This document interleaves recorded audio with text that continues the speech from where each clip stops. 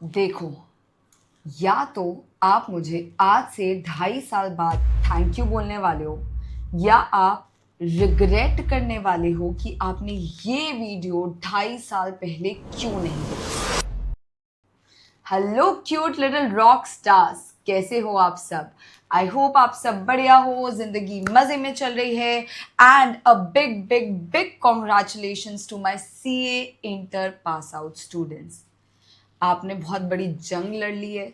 और मैं आपको बता दूं, सीए फाइनल से टफ होता है सीए इंटर। सीए फाइनल तक तो यार आप एक मच्योर्ड बच्चा बन जाते हो।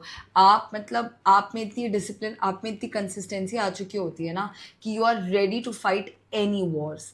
बट वॉर बोलना भी सही नहीं है ना, sorry, you are ready to fight anything that comes your way. लेकिन सीए इंटर तक का जर्नी बड़ा डिफिकल्ट होता है बिकॉज आप लोग बड़ा ऑफ खाते हो पढ़ाई करने में। So if you have done that, amazing amazing amazing, congratulations. But the next step is not CA finals, it is articleship. Articleship जिसको कई बच्चे बड़े हल्के में ले लेते हैं, वो चीज़ जिसके लिए आप हज़ारों चीज़ें सुनते हो, बिग फोर से करें, मिड साइज से करें, घर से करें, बाहर जाकर करें, मैम स्टाइपेंड ऐसी मिल रही है, हमें लगता है बिग फोर स्विच कर लेना चाहिए, मैम इंडस्ट्रियल ट्रेनिंग का क्या होगा, मैम कितनी सीरियसली लेना है, ma'am is dummy articleship a thing, should we be doing that, ma'am finals बड़े हैम्पर हो जाते हैं आर्टिकलशिप से। ये सारे चीज़ों का जवाब देने आई हूँ मैं, सीए मुस्कान अग्रवाल। ऑल इंडिया रैंकर हूँ बच्चा, और बिग फोर से आर्टिकलशिप की भी हूँ। बहुत सारे रिग्रेट रहे हैं लाइफ में, वो सारे रिग्रेट को सम अप करके आज आपको बेस्ट गाइड दूंगी आर्टिकलशिप के ऊपर। यहाँ हम बहुत सारी चीज़ें कवर करने वाले हैं, इसलिए वीडियो आखिरी तक देखना है because the last segment is my most most most favourite segment. ये जो मिथ्स है ना आपके दिमाग में, कई सारे मिथ्स को मैं इस बार बर्स्ट करूंगी। कई सारे मिथ्स जो आप अपने दिमाग में बिठा कर चलते हो ना अबाउट आर्टिकलशिप, वो सारे मिथ्स अपन क्लियर करेंगे। तो जल्दी से हिट सब्सक्राइब, बिकॉज गलत बात है अगर सब्सक्राइब किए बिना देख रहे हो। Hit that like button if you like the video and give your comments. I read each and every one of it. I am happy to reply to any doubts that you have after this video. Okay, done. So we'll cover hometown versus outside. कहाँ से करना है, big four versus mid size आपका सबसे बड़ा question, कौन सा domain select करना है बच्चे, किस तरीके से आर्टिकलशिप के लिए प्रिपेयर करना है, which is the best time right now. अभी आप लोगों को आर्टिकलशिप को अप्रोच कैसे करना है वो मैं आपको बताऊंगी। फर्म्स को रीच आउट कैसे करना है, वेरी इंपॉर्टेंट। इंडस्ट्रियल ट्रेनिंग के ऊपर एक छोटा सा सेगमेंट्स लेंगे, कुछ मिथ्स होते हैं बच्चों के आर्टिकलशिप रिलेटेड, वो बर्स्ट करेंगे। और आखिरी वाला एक क्विक सेगमेंट रहेगा कि भाई एक बार आर्टिकलशिप मिल गई तो how to become a successful article. तो आखिरी वाला सेगमेंट बड़ा फन, बड़ा प्यारा सा 1 मिनट का सेगमेंट रहेगा। आ जाओ। First, home town versus outside your home town. Now बच्चा, ये मैं डिस्कशन स्पेसिफिकली उनके लिए कर रही हूँ जो टियर 2 टियर 3 सिटीज में रहते हैं, जिनके लिए outside home town is your Mumbai, your Delhi, your Hyderabad, your Bangalore. उनके लिए ये डिस्कशन हो रहा है क्योंकि उनको सबसे बड़ा डाउट आता है अपने घर वालों के साथ आर्टिकलशिप घर पे करना है या बाहर जाकर टियर 1 सिटी जाकर आर्टिकलशिप करना है। तो let's first discuss very clearly the pros and cons of hometown versus outside। देखो यार, अगर घर पे करना है तो ऑफ कोर्स आपकी कॉस्ट ऑफ लिविंग बहुत कम होने वाली है। अगर कहीं ना कहीं आपकी फैमिली आप पे डिपेंडेंट है, आप उनका सपोर्ट सिस्टम हो, तो आप लोगों को आर्टिकलशिप वहीं से करनी चाहिए जो आपका होम टाउन है बच्चा। वेरी इंपॉर्टेंट, अगर आपको लगता है after doing your CA, after doing your CA आप अपनी प्रैक्टिस आपके खुद के होम टाउन में चालू करने वाले हो, तो home town is the best. Why ma'am? क्योंकि बच्चा आपको वहां पर चांस मिलता है लोकल नेटवर्किंग करने का, उन क्लाइंट्स, उन लोगों से नेटवर्किंग करने का जिनको आगे जाकर आपको सर्व करना है। और प्लस लेस एडजस्टमेंट स्ट्रेस, मतलब आप क्विकली अपनी आर्टिकलशिप शुरू कर सकते हो। लेकिन कुछ कौन से आपके पास बहुत अच्छी अपॉर्चुनिटीज़ नहीं आती, जैसे बिग फोर आप मिस कर देते हो, कई सारे टियर वन फर्म्स आप मिस कर देते हो। देन आपका प्रोफेशनल नेटवर्क भले लोकल अच्छा बनता है बट बहुत स्मॉलर प्रोफेशनल नेटवर्क बनता है, उन्हीं के साथ नेटवर्क बनता है जो आप लोगों के होम टाउन में, यानी tier two tier three. And आपको कुछ बहुत अच्छे डोमेन्स मिस आउट हो सकते हैं, जैसे कि आजकल internal audit, M&A, even IT segments में ऑडिट, ये सब आजकल बहुत चल रहा है। तो वो सब आप लोगों को आपके घर पे शायद ना मिल पाए बच्चे। लेकिन बाहर जाने के क्या प्रोज एंड कॉन्स हैं वो देखते हैं। ऑफ कोर्स आपको बिग फोर टॉप फर्म्स में काम करने की अपॉर्चुनिटी बाहर मिल सकती है, स्पेसिफिकली मेट्रो सिटीज़ का एक्सपोजर आपको मिल सकता है। आई वुड से हम एक चीज़ मिस आउट कर देते हैं अपनी लाइफ में, विच इज़ दैट कॉलेज वाला एक्सपीरियंस। तो मुझे लगता है going to a metro city आप अपने आप को काफ़ी इंडिपेंडेंटली डेवलप कर पाते हो, काफ़ी आप अपने आप को एक गुड मेट्रो एक्सपोजर दे पाते हो। अगर आप टियर वन जाते हो तो आपको बहुत बड़ा, आपको बहुत डाइवर्स टाइप का क्लाइंट पोर्टफोलियो मिलता है, आपको हायर स्टाइपेंड मिलता है, जो आप लोगों को अभी अभी इतना नहीं सोचना चाहिए, not to be thought as much right now, because कभी कभी आप लोगों को मैटर करता है क्वालिटी ओवर योर स्टाइपेंड।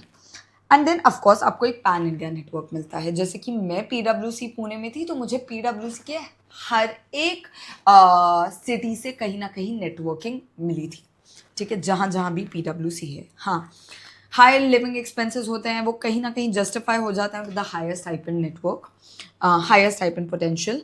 आप फैमिली से अवे होते हो तो कई लोगों को वो कंफर्ट जोन छोड़ना बहुत डिफिकल्ट होता है, but comfort zone should not be a way to select your articleship. और आपको सिटी एडजस्टमेंट करना पड़ता है, तो उसमें कुछ टाइम आपका निकल जाता है। ठीक है, डन मैम। तो मैम आपने प्रोज कॉन्स तो बता दी, फाइनल वाला बता दो ना बच्चा। अगर आपको एक टॉप फर्म से आर्टिकलशिप करनी है, एक टियर वन सिटी का एक्सपोजर शिप चाहिए, गो आउटसाइड। जनरली लोग बिग फोर के लिए आउटसाइड जाते हैं जनरली। अगर आप प्रैक्टिस सेटअप करने वाले हो अपने घर पे, अपने होम टाउन पे, तो भाई बाहर का सोचो ही मत, बढ़िया अपने होम टाउन पे अभी से आर्टिकलशिप का एक्सपोजर लेना शुरू करो, अपने होम टाउन में नेटवर्किंग करना शुरू कर दो। यानी अगर आपका आगे जाकर करियर गोल है कॉर्पोरेट जॉब पाना या फिर बिग फोर्स के साथ जॉब पाना, तो go outside, otherwise stay at home. अगर आप अफोर्ड कर सकते हो सिटी लिविंग, गो आउटसाइड। अगर फैमिली सिचुएशन ऐसी नहीं है कि there are no dependence on you, तो go outside. And domain interest भी बहुत बड़ा फैक्टर है। अगर आपको लगता है कि आप टैक्स या ऑडिट सीखना चाहते हो but best of the firm से, तो you might have to think about going outside. और एंड इफ यू थिंक कि आप घर पे प्रैक्टिस करना चाहते हो, तो फिर home town is the best way out for you. Next है that specific question of big four versus mid size, big four versus mid size. तो बेटा मैंने क्लियर कट डिस्टिंक्शन किया हुआ है। बिग फोर बेस्ट तब होता है बच्चे जब आपको एक ग्लोबल प्लान के साथ काम करना है, आपको एक इंस्टेंट क्रेडिबिलिटी चाहिए, आपको एक CV में अपडेट चाहिए। यानी बिग फोर देखते ही कहीं ना कहीं आपको बहुत ज़्यादा जॉब अपॉर्चुनिटीज़ आफ्टर CA मिलने लगती है। मिड साइज तब यूज़ करो जब आपको ग्लोबल एक्सेस नहीं चाहिए, बट रिस्पेक्ट चाहिए लोकली, मतलब जहां पर भी आप काम कर रहे हो ना वहां की लोकल रिस्पेक्ट चाहिए, तो mid size is the way. Exposure, यार बिग फोर की एक चीज़ बड़ी दिक्कत वाली है, वो है स्पेशलाइजेशन। अगर आप ऑडिट कर रहे हो तो कभी कभी कुछ बिग फोर आपको सिर्फ ऑडिट का एक्सपोजर देगी, वो भी कभी कभी तो सिर्फ और सिर्फ एक टाइप ऑफ फर्म का एक्सपोजर देगी, मतलब या तो बैंकिंग ऑडिट का एक्सपोजर देगी या लिस्टेड ऑडिट्स का एक्सपोजर देगी। तो यहाँ पर एक्सपोजर कम है, बट जो कम एक्सपोजर है उसमें बहुत ज़्यादा एक्सपोजर है। यानी एक चीज़ में आपकी स्ट्रॉन्ग स्पेशलाइजेशन हो सकती है। लेकिन हाँ, मिड साइज का सबसे बड़ा फायदा ये है कि आप लोगों को बहुत सारी चीज़ें सीखने मिलती है, starting with the making of the financial statement till the audit till the return filing etcetera. मतलब मैं जेन्युइनली बोलूँ ना तो आज बीइंग अ बिग फोर मुझे टैक्स फाइल करना नहीं आता है, बट मुझे पता था मुझे मेरी लाइफ में कभी प्रैक्टिस नहीं करना है, तो भाई मैं क्यों टैक्स फाइल करना सीखूं, right? So I selected a big four. Client profiles, अब बच्चे यहाँ पर आपको लिस्टेड कंपनीज भी मिलती है, MNCs भी मिलती है, लार्ज कॉर्पोरेट्स भी मिलती है। यानी कहीं ना कहीं क्लाइंट ऐसे मिलते हैं जो बहुत हाई एंड क्लाइंट्स हो। यहाँ आपको वो कंपनीज मिलती है जो मिड साइज भी है, स्मॉल साइज भी है, लिस्टेड भी हो सकती है, अनलिस्टेड भी हो सकती है, और होम टाउन से करने वाले हो तो कहीं ना कहीं वो क्लाइंट्स आपको मिल जाते हैं जो आपके घर के क्लाइंट्स हैं, यानी जिनको आप आगे जाकर अपनी लाइफ में पोच कर सकते हो। स्टाइपेंड ऑफ कोर्स यहाँ ज़्यादा होता है, यहाँ थोड़ा कम होता है। वर्क कल्चर यहाँ पर थोड़ा सा कभी कभी हेक्टिक भी होता है बच्चे, और much more structured, much more process driven होता है। यहाँ पर मच मोर फ्लेक्सिबल होता है, and you are given the opportunity to learn by yourself. Work hours ऐसा है बच्चे क्लियरली कि बिग फोर में वर्क आवर्स थोड़े ज़्यादा होते हैं, और यहाँ थोड़े रीजनेबल वर्क आवर्स होते हैं। कई लोगों को लगता है एक बार बिग फोर से आर्टिकलशिप कर लिया तो वहां पर जॉब मिलनी ही मिलनी है, but that is not true. Sometimes the conversion ratio is only 20 to 30%, but आप जहां मिड साइज में आर्टिकलशिप करते हो ना, वहां आपको मोटा मोटा जॉब मिलनी ही मिलनी है। तो कन्वर्जन रेशियो कहीं ना कहीं मिड साइज में ज़्यादा होता है। अगर आपका फ्यूचर टारगेट एक कॉर्पोरेट जॉब है, big four is the way to go about it. अगर आपका फ्यूचर टारगेट आपका खुद का प्रैक्टिस है, तो मिड साइज या small size is the way to go about it. हाँ, कुछ लोगों को लगता है आप बिग फोर के साथ साथ अपना सीए फाइनल क्लियर नहीं कर सकते, तो वो एक चीज़ है जो गलत है। मैंने बिग फोर से आर्टिकलशिप करने के बाद भी सीए फाइनल में ऑल इंडिया रैंक लाया है, तो that is not the case. अब नेक्स्ट है बच्चा, डोमेन कैसे सिलेक्ट करना है। तो हमको दो डोमेन के बारे में तो बहुत अच्छे से पता है, जो है डीटी, जो है tax and audit.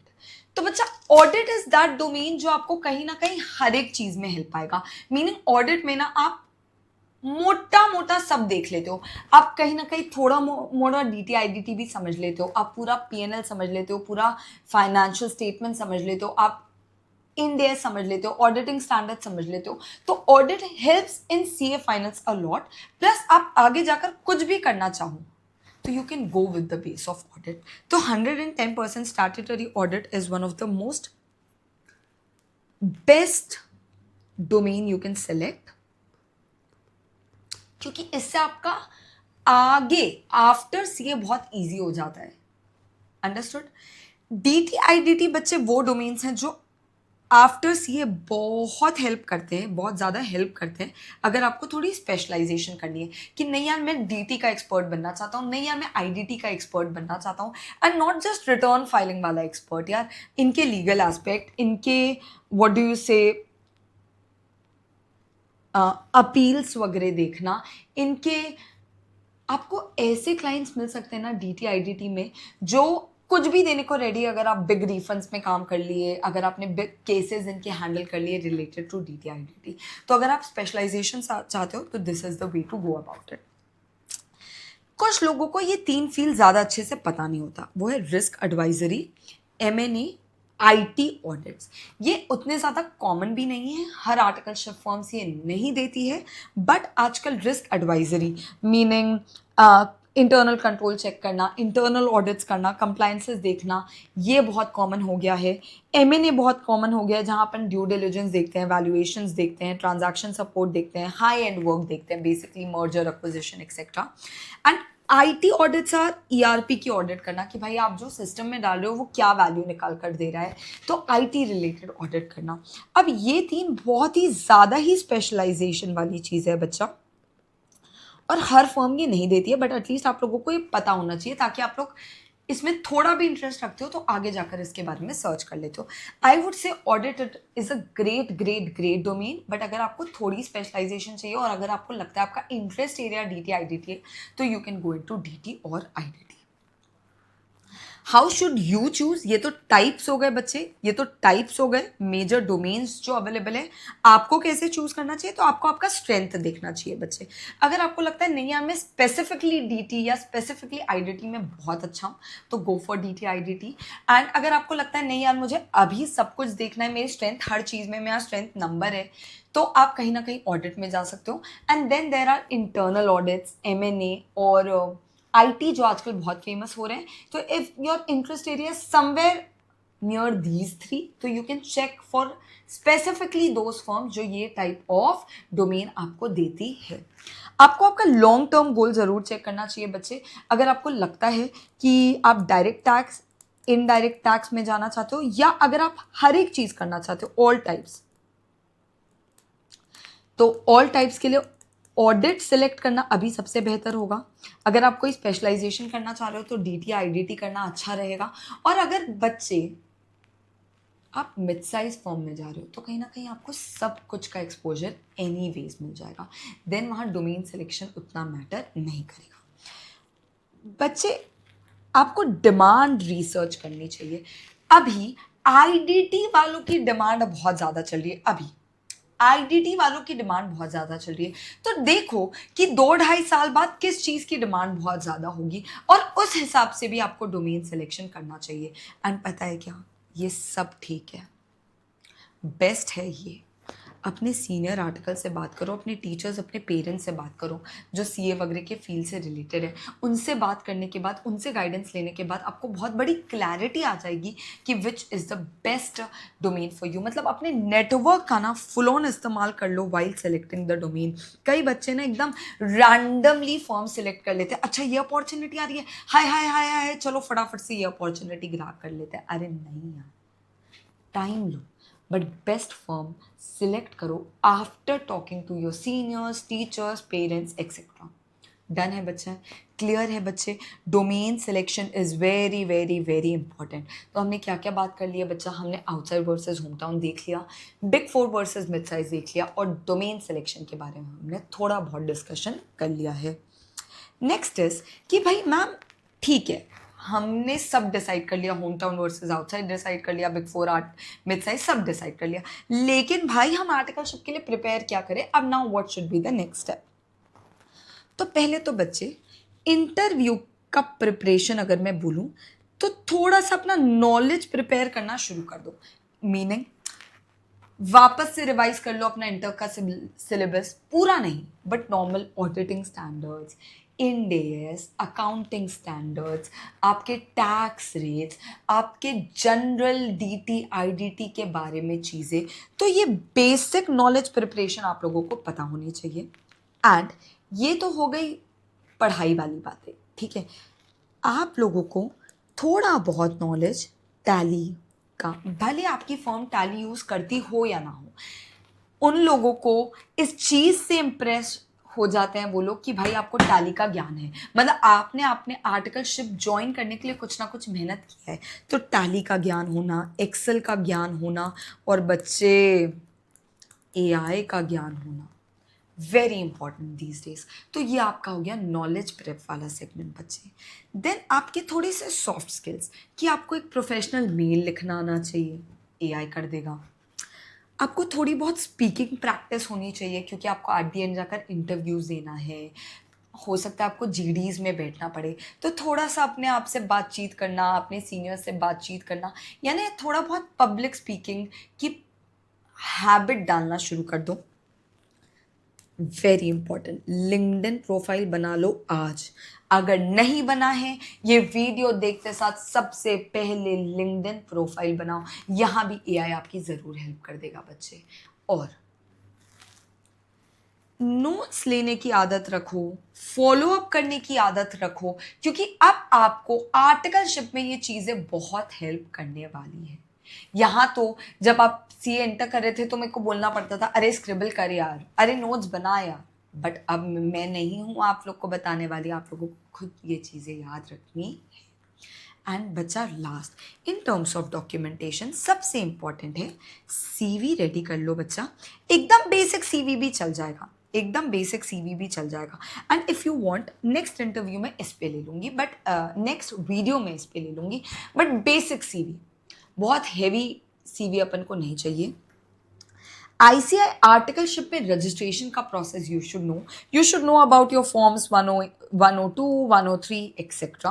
And keep your marksheets, keep your ID proofs, keep your photos ready. वो पासपोर्ट साइज वाली अच्छी फोटो 11th-12th की मत दे देना भाई, अच्छी फोटो खिंचवा लो और उसको रेडी रखना। जब भी किसी का भी आर्टिकलशिप से रिस्पॉन्स आएगा तुरंत उसको ये सारी चीज़ें फॉरवर्ड करनी पड़ सकती है। ठीक है मैम, डन। आई नो आप लोगों को ये सब याद नहीं रहेगा, मैं आप लोगों को ये पीडीएफ का लिंक आप लोगों को यूट्यूब डिस्क्रिप्शन में दे दूंगी। अब फर्म्स को रीच आउट कैसे करना है बच्चा, तो फर्म्स को रीच आउट करने का सबसे पहली चीज़ है अरे लिस्ट तो बनाओ जिनको रीच आउट करना है, लिस्ट तो बनाओ जिनको रीच आउट करना है। एटलीस्ट 50 फर्म की लिस्ट बनाओ, हर एक चीज़ देख लो। आईसीआई वाले कई सारे आर्टिकलशिप के डिटेल्स देते हैं, अपने सीनियर्स से बात करो, लिंक्डइन में चेक करो, बट लिस्ट बनाओ किनको रीच आउट करना है। 50 फर्म की लिस्ट बनाओगे ना, तब जाकर आपको 4-5 अच्छी फर्म्स मिलेगी। और ये 50 फर्म में से भी 10 से 20 ऐसी होनी चाहिए जो आपके हेवी टारगेट्स हैं बच्चे। 10 से 20 फर्म ऐसी होनी चाहिए जो एकदम आपके पसंद के फर्म्स हैं। Done. So build your list.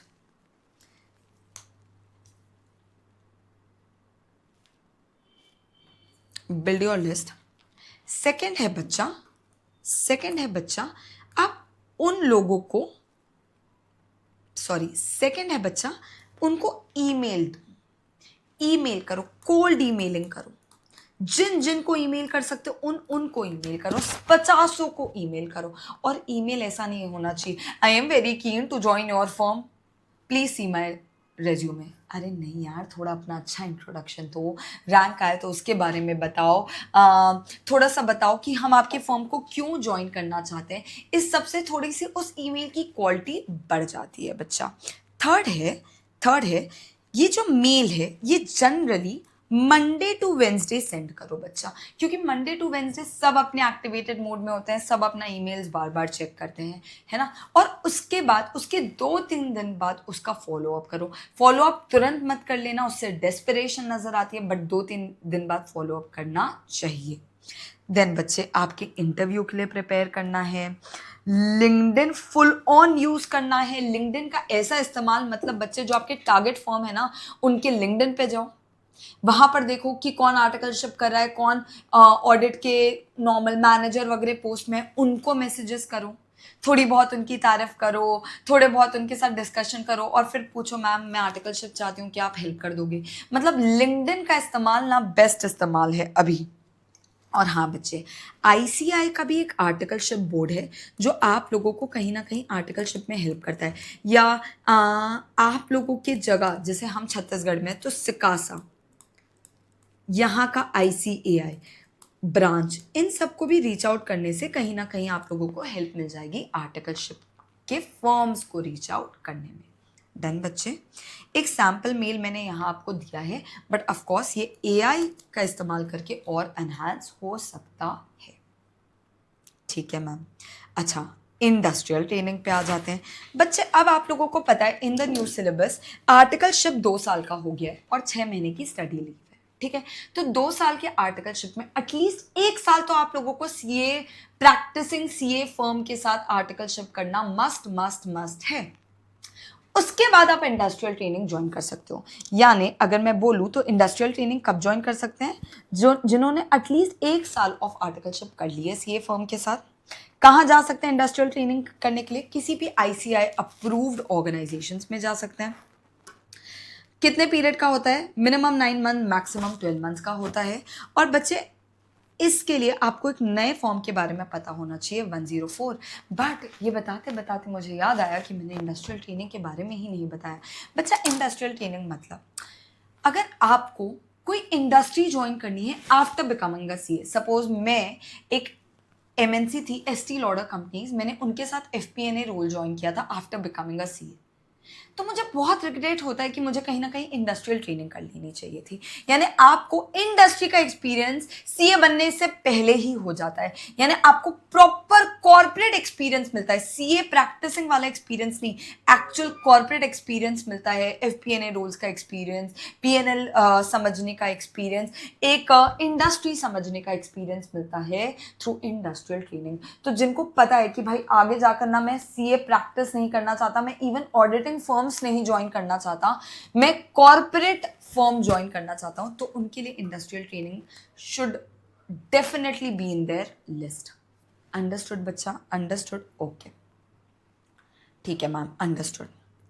अब इंडस्ट्रियल ट्रेनिंग कब करनी चाहिए वो मैं मोटा मोटा बता चुकी हूँ बच्चे, लेकिन हाँ अगर आपको इंडस्ट्री कॉर्पोरेट का एक्सपोजर चाहिए तब करना चाहिए। आपको थोड़ा हाईएस्ट स्टाइपेंड मिलने के चांसेस होते हैं यहाँ। आपको लाइव ईआरपी सिस्टम में काम करने का एक कहीं ना कहीं एक्सपीरियंस मिल जाता है। और बच्चे देख यार, जहाँ से तू इंडस्ट्रियल ट्रेनिंग करता है ना, तू समझ ले तेरे को वहाँ से जॉब मिल ही जाएगी। तो एक स्ट्रॉन्ग जॉब अपॉर्चुनिटी आफ्टर सी आप लोगों के पास सेट हो जाती है। जैसे मैंने जो वेबिनार्स किए हैं, जिसका मैंने लिंक भी पहले भेजा है और इस यूट्यूब में भी मैं आप लोगों को वो लिंक ऐड कर दूंगी। वहाँ पर एक बच्ची है जो इंडस्ट्रियल ट्रेनिंग कर रही है और उसका एक्सपीरियंस बहुत अच्छा चल रहा है। सो industrial training can also be looked at. ठीक है, ये सब मैं कवर कर चुकी हूँ। अब वो पार्ट जिसका इंतज़ार आप लोगों का था, जिसका तुम्हें था इंतज़ार, वो घड़ी आ गई आ गई। Big four will guarantee me a job? No. Big four से आर्टिकलशिप कर लिया, इसके बाद सीए बनने के बाद आपको उस बिग फोर में जॉब मिल ही जाएगी, गारंटीड है? नहीं नहीं नहीं, सिर्फ 20 से 30% का कन्वर्जन रेट होता है। तो सिर्फ ये फैक्ट कि यार बिग फोर में आर्टिकलशिप कर लिया ना तो बिग फोर में जॉब मिलनी ही मिलनी है, जरूरी नहीं है। आप फाइनल्स की तैयारी नहीं कर सकते ड्यूरिंग आर्टिकलशिप, मतलब कहीं ना कहीं डमी आर्टिकलशिप कर लो तो जाकर फाइनल्स क्लियर होगा। अरे नहीं भाई, बता चुकी हूँ खुद के बारे में, मैं तो बिग फोर से आर्टिकलशिप करने के बाद ऑल इंडिया रैंक लाई हूँ। तो ऑलमोस्ट हर इंसान जिन्होंने आर्टिकलशिप किया है अच्छे से, उनका सीए फाइनल्स क्लियर हुआ है। It is all about consistency and discipline in the last 6 month. Domain जो आप लोगों ने आर्टिकलशिप में चूज कर लिया वही आपका फॉरएवर करियर बनने वाला है। अरे नहीं, जरूरी नहीं है। मैं ऑडिट में आर्टिकलशिप की थी, but that's not my domain. I don't even like audit that much. तो जरूरी नहीं है, कई लोग अपना डोमेन चेंज कर लेते हैं after becoming a CA. Articleship is just चाय एंड जेरोक्स। अरे नहीं यार, आप लोगों को ना बाहर जाने की अपॉर्चुनिटीज़ मिलती है। मुझे मिली थी बाहर जाने की अपॉर्चुनिटीज़, आप लोगों को सीईओ के साथ बैठने की अपॉर्चुनिटीज़ मिलती है, पार्टनर्स के साथ रिव्यू करने की अपॉर्चुनिटीज़ मिलती है, आप लोगों को क्लाइंट्स के साथ रिलेशनशिप बिल्ड करने की अपॉर्चुनिटीज़ मिलती है इन योर आर्टिकलशिप। मतलब भाई, अगर आर्टिकलशिप पे ध्यान दे दिया ना तो आप एक अच्छे सीए प्रोफेशनल बनने वाले हो, ये गारंटीड है। इट इज़ नॉट जस्ट चाय एंड ज़ेरॉक्स। ठीक है, स्टाइपेंड 2000 की होती है, बहुत कम स्टाइपेंड देते हैं। नहीं, आजकल स्टाइपेंड मच बेटर हो गई है। हमारे टाइम में होता था वो 2-3 हज़ार वाली स्टाइपेंड। बिग फोर में जाने के लिए आपको एक ऑल इंडिया रैंक होना या एकदम बहुत अच्छे मार्क्स आना ज़रूरी है? नहीं। अगेन, मेरे आर्टिकलशिप दौरान में मैं और मेरा एक फ्रेंड ही सिर्फ ऑल इंडिया रैंकर्स थे, बाकी बहुत बेसिक लोग थे। यानी it depends on the type of interview you give, it does not depend upon your marks. Personal experience है, मैं EY में रिजेक्ट हुई थी after getting an all India rank in CA inter. Why? Because कहीं ना कहीं मैंने interview को कर दिया था भकाक। रिग्रेट, मैंने बताया ही था अपने रिग्रेट से आप लोगों को मेरे रिग्रेट से आप लोगों को अपडेट करने की अपॉर्चुनिटी दूंगी। और बच्चा, ये शायद आप लोगों के लिए उतना एप्लीकेबल नहीं है, but how to become a successful article, ask your most stupid questions here. हर चीज़ का वाई आप लोगों को पता होना चाहिए। आप जो भी कर रहे हो वो क्यों कर रहे हो वो पता होना चाहिए। टेक इनिशिएटिव, खुद से जाकर मैनेजर को बोलो हम इस टाइप का काम करने चाहते हैं, हम इस डोमेन में काम करना चाहते हैं। कहीं ना कहीं वो आपको ज़रूर हेल्प आउट करेंगे। पूरे डेडिकेशन के साथ काम करो। एक समरी बनाओ at the end of the week कि आज मैंने क्या सीखा। एआई का इस्तेमाल करना सीखो ड्यूरिंग योर आर्टिकलशिप। आप अपने आप को पर्सनली कैसे डेवलप कर सकते हो वो सीखो ड्यूरिंग आर्टिकलशिप।